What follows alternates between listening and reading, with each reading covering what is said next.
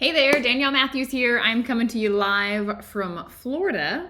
It is 57 degrees out, which for me in Florida is cold. So I got socks and a sweater and everything on.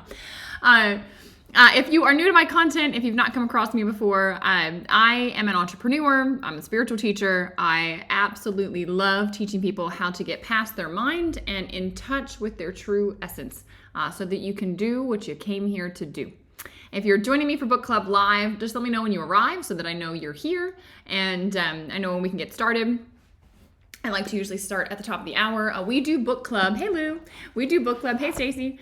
Every single Monday at noon Eastern time. Now I know time changing is starting around the world. Australia shifted, but not all of Australia. And anyway, so just pay attention to your time zone. We're reading The Power of Now by Eckhart Tolle.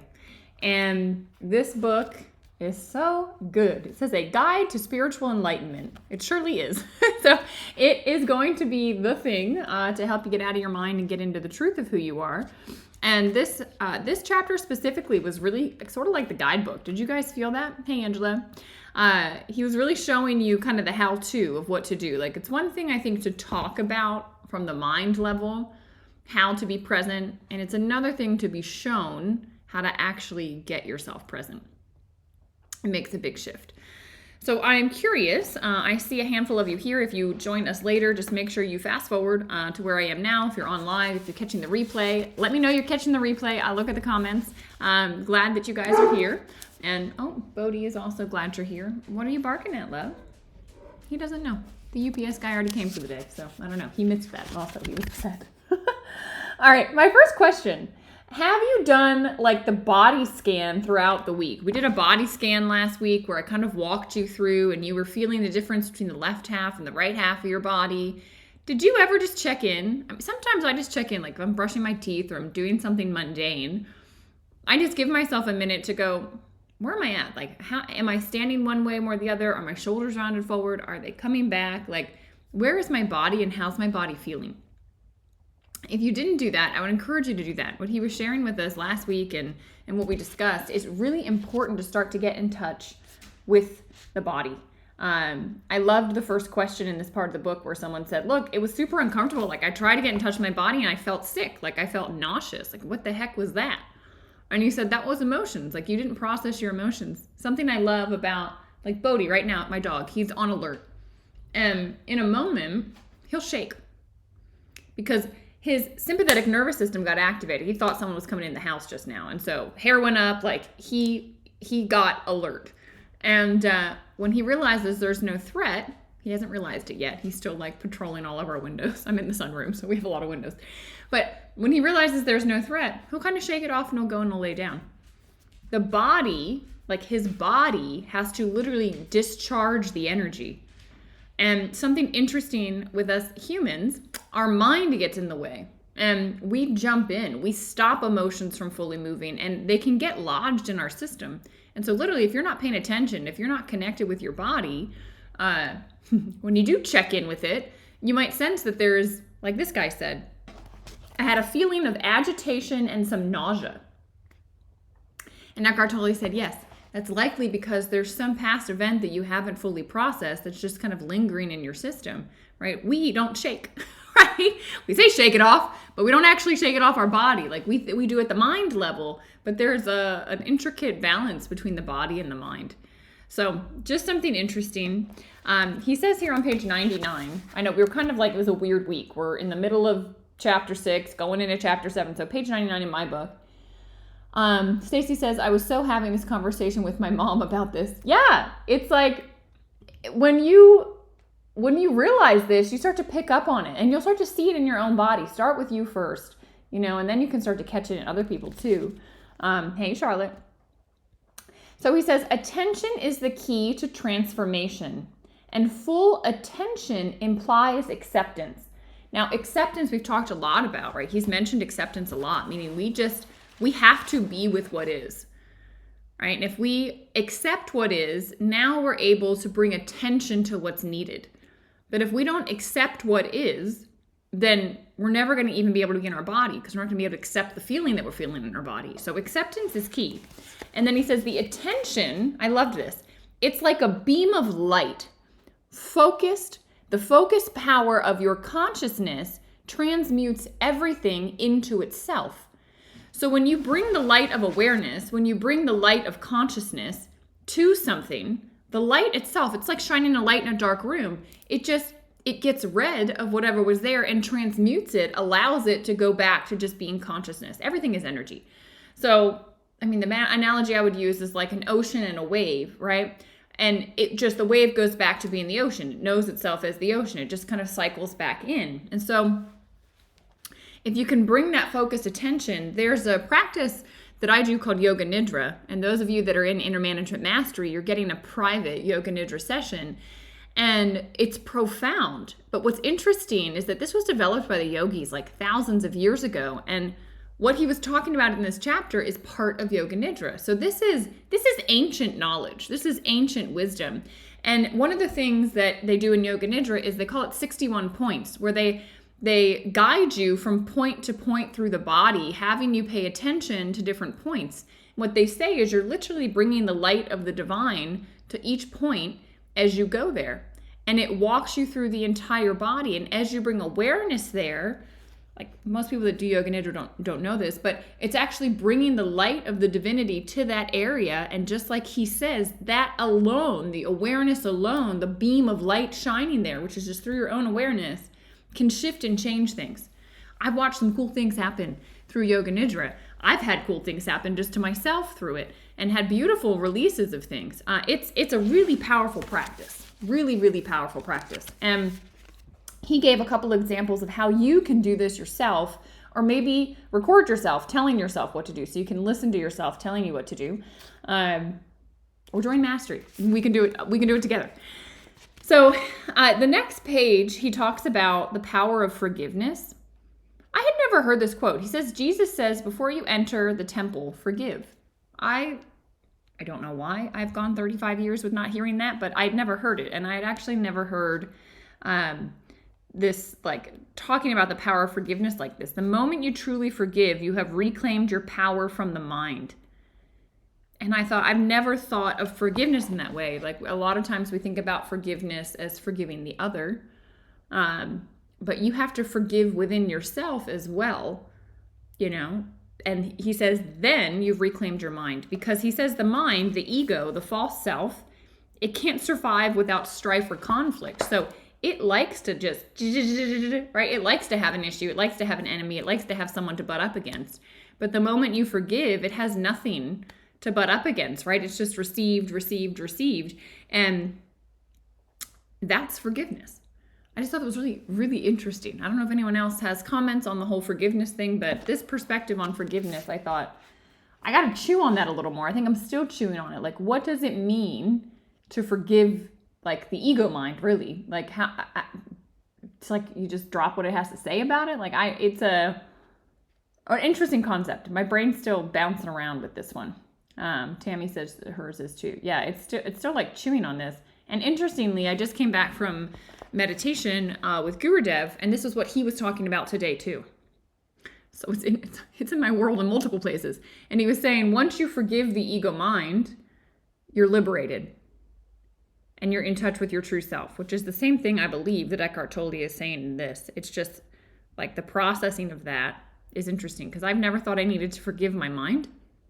But maybe some of the grievances my mind has. I don't know.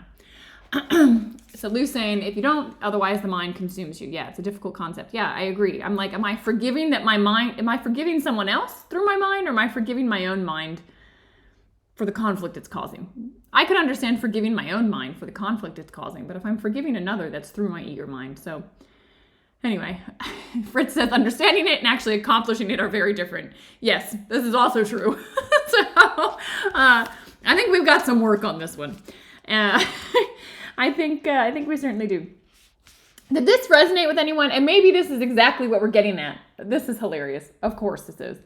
So this person, the way this book is written, if you're not familiar with the book, it's like people asking questions of Eckhart Tolle and him answering. And this person says, I must admit that this is way beyond my comprehension. This is hilarious. I forgot that this was the next part. And yet, on some deeper level, I seem to know what you're talking about. It's more like a feeling than anything else. Am I deceiving myself? Put a 1 in the chat if you're there. That's how I feel like I am with this forgiveness thing. Like, the core of my being is like, yeah, I get it. But my brain is like, huh? Like, my mind's kind of like, what? I don't know if anyone else is feeling this. But I have to laugh because I was just in that space. So Stacy's feeling it too.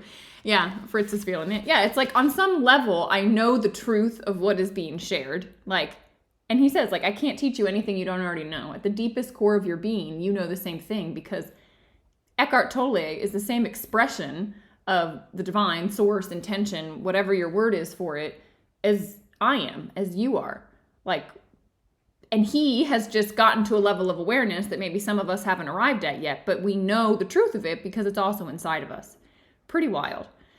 Marie says, yes, it's so true. We have to forgive us to move on. I was told years ago that even though I forgave someone, that I didn't forgive myself. I really didn't release it. Yeah, you for sure have to forgive yourself. You have to forgive yourself for things you've done in the past when you didn't know any better, or maybe you did things wrong. The question is the internal karma that you create. How are you with the way that you behaved in the external world, or the way that the world is, behaving with you? You have to like come to grips with your inner world, your inner dynamic, and how that is showing up with those things.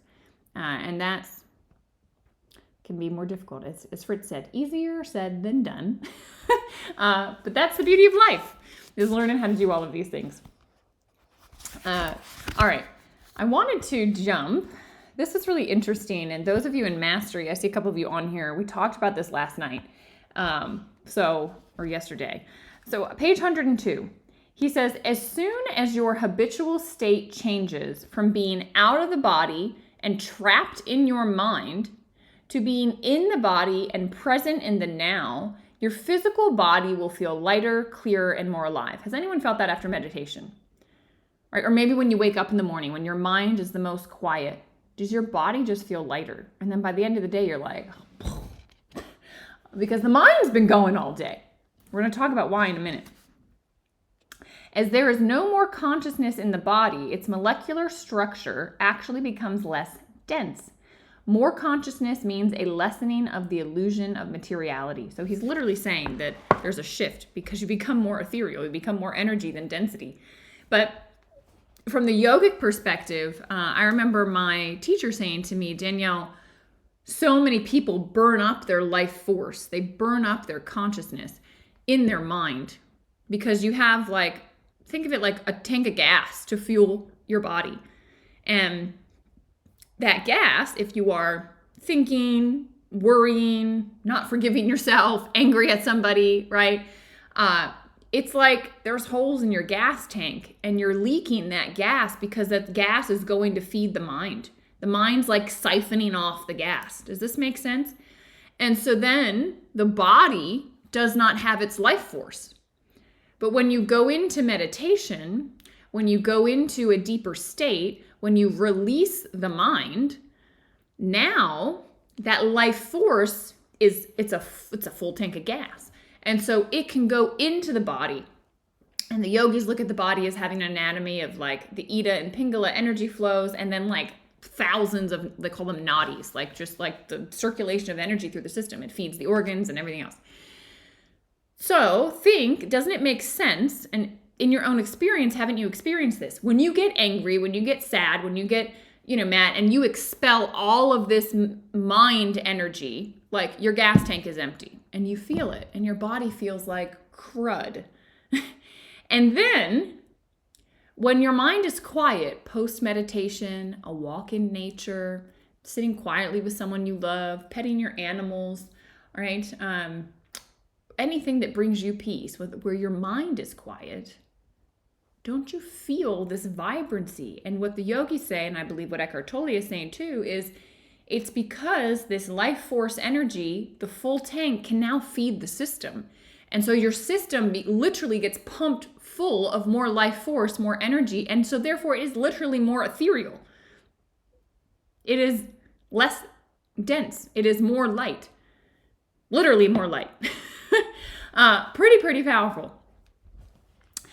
All right, who said things? Definitely makes sense. Yep, exactly. That always helps to bring me back. Angela said, my brain feels rebooted, more free space in the morning since doing Yoga Nidra. Nice. I love it. Angela's in Inner Management Mastery. I made a specialized practice for her, and I'm happy to hear that because that's what happens. As you reset what Yoga Nidra, you're doing the things that he's talking about, and you're resetting the system every day. It's powerful. There's so much chatter. Okay.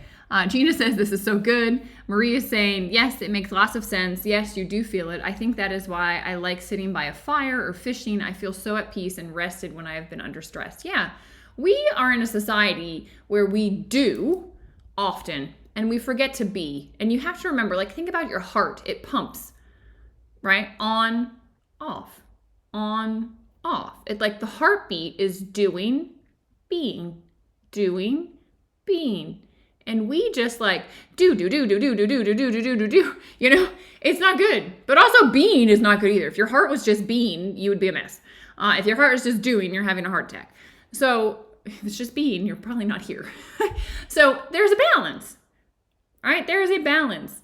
If you do, balance it with being. Yoga Nidra to me is the best way to balance being. Because it's like getting 3 hours of sleep and it doesn't take as much time. It's a beautiful way to balance out your system. It's what I've been doing for the last 8 years. And it's the same kind of stuff he's talking about. And Marie, what you do, sit by the fires, fish. Like you gotta do those things. So he says, I love this. The body loves your attention. It is also a potent form of self-healing. Makes sense before I get into that. But does that not intuitively just make sense? If my life force is the thing that heals my wounds and, you know, digests my food and does all the like bodily functions, if I'm siphoning it off to the mind, my body is probably going to have trouble, right? In the West, we say stress is the underlying cause of all disease and illness. Well, this is on the energetic level, what's happening. Literally, your life force is being pulled into the brain and the mind, and so there's nothing left to feed the energy, to digest your food, to balance your hormones, to boost your immune system. Like, you're depleted. And so what he's saying is the body loves your attention. It loves when you just be. It loves when you make that mind quiet because the mind's been stealing its life force. And so the body says it's a potent form of self-healing. He says most illnesses creep in when you are not present in the body, when you're in your mind, right? Because all of the gas is going to the mind, not to the body. If the master is not present in the house, all kind of shady characters will take up residence. And when you inhabit your body, it will be hard for unwanted guests to enter. Doesn't that just make sense? It just makes intuitive sense. If you are in your body, you're going to be more aware of what's going on in your system. And because there's awareness there, the light of awareness is being shined there, it is going to just blast out anything that shouldn't be there. So do your body scans throughout the day, right? Know where you are. Yes, be aware, Tammy says.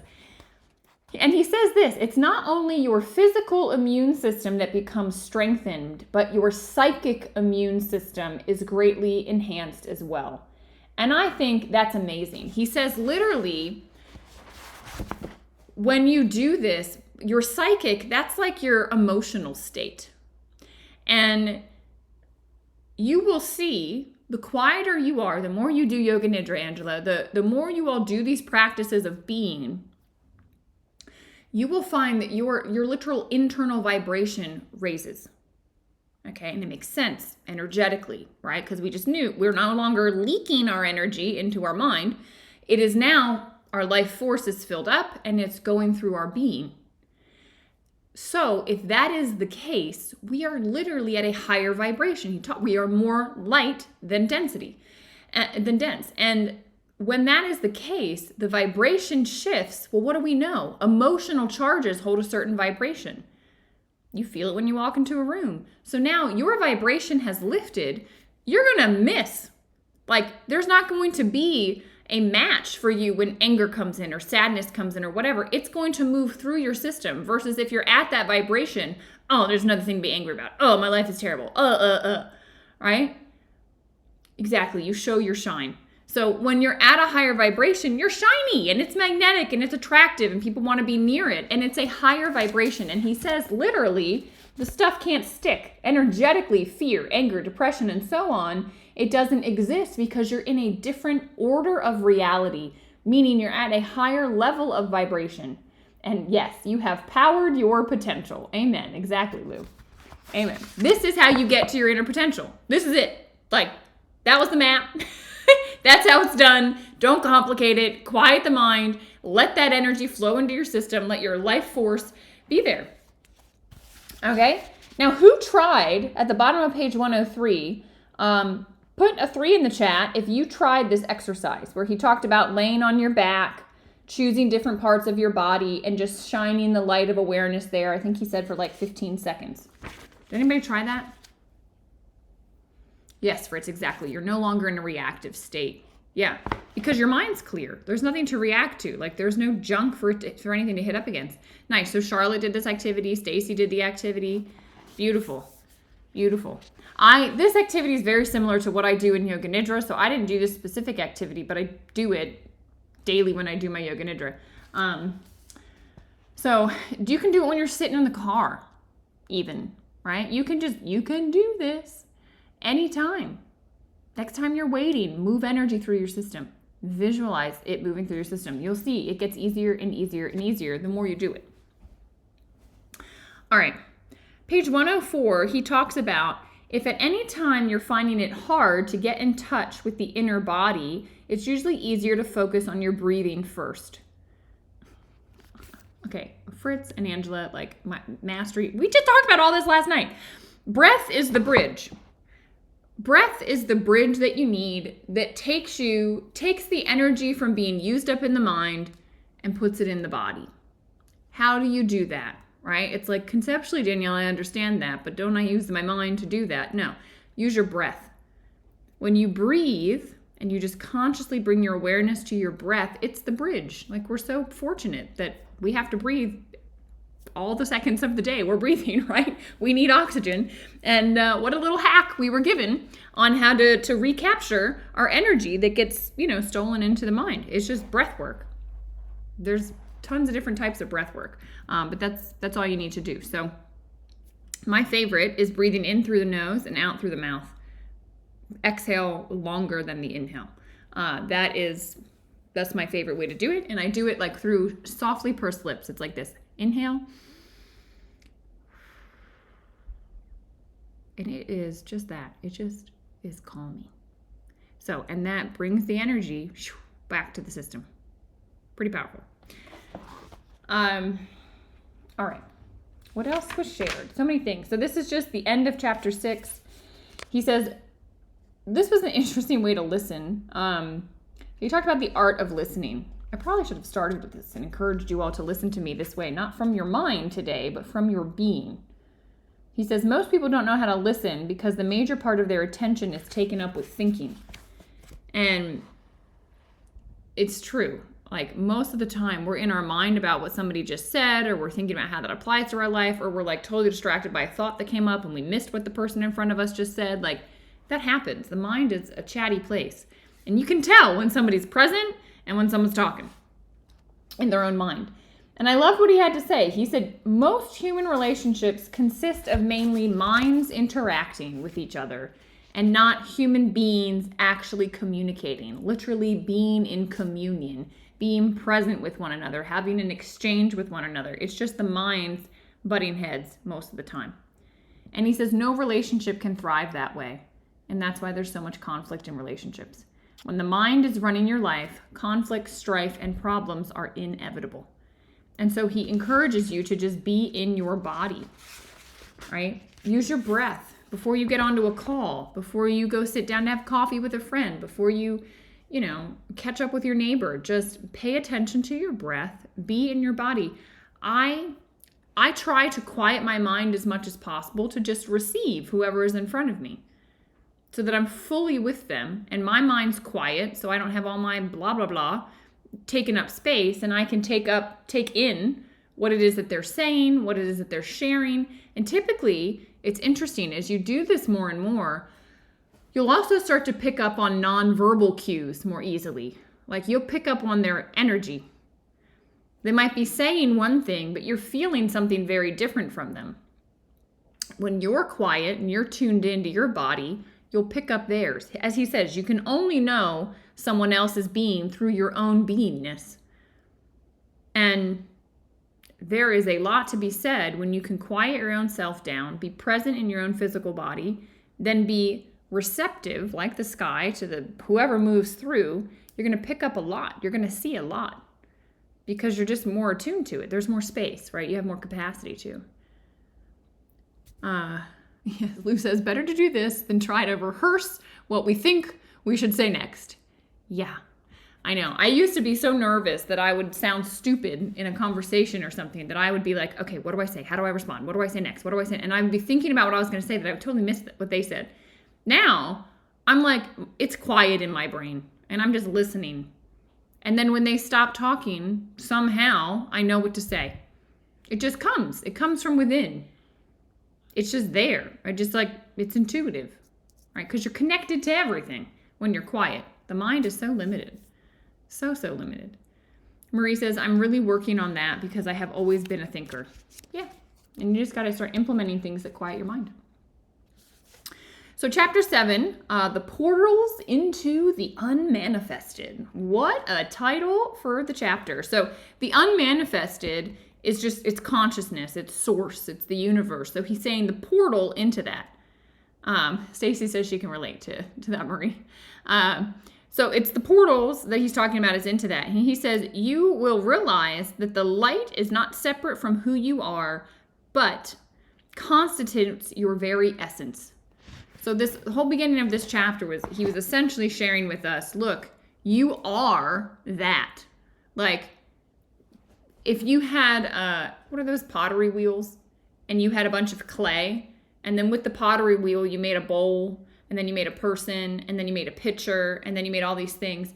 The pitcher, the bowl, that's Marie, that's Lou, that's Danielle, right? We're these different things that have form, but the essence of that is just clay. The pitcher is clay, the figurine is clay, the cup is clay, the bowl is clay, it's all clay. And what he's saying is, we are all light. We are all this unmanifested energy. We are the same. We come from the same. The way it's always been explained to me is the ocean and the wave. The ocean undulates up into the world of form and becomes a wave. This wave is called Danielle. Your wave is called Stacy. Yours is called Angela. All right? Yours is called Charlotte. And then it's like when we're in form, we get so distracted by everything out here that we forget that we're the ocean. And what he's saying is he's going to teach us the portals to go back in, for the wave to remember that it's part of the ocean. And to me, that solves life's problems, because the moment you forget that this is all just like an illusion and meant for our enjoyment and everything else, and you're connected with your source within, you're connected to the ocean, you have a very strong anchor and can experience life from a very different perspective, and it's way more powerful. So I didn't cheat. I didn't go ahead. But I assume he's going to give us different ways to get in there, the different portals that we have. So page 110 to the end of the chapter, which is page 119, seems to be where we're going. I think that should be a good chunk, enough to kind of chew on. And then we'll have chapter 8. And I don't know why I'm going forward, but I am just like curious. I don't even know how many chapters are in this book. Oh, 8's a big chapter. All right, whatever. We'll figure that out when we get there. Stay present. Be in the now. All right, so we will finish out chapter 7. So page 110 up until 119 looks to be chapter 7. Learning about what these portals are. If you did not do your body scans this week, get in touch with where you are. Just pay attention to what your body's saying, where stuff is being held in your system. Clear out what you can by doing that 15 seconds on different parts of the body and just laying and doing that. There's profound stuff that he's sharing.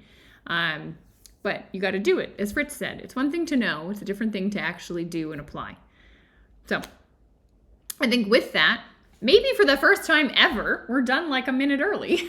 So lots of cool things discussed today. If you have not already, share this. If you got value from it, share it on your page, tag a friend, Tell people about the book club.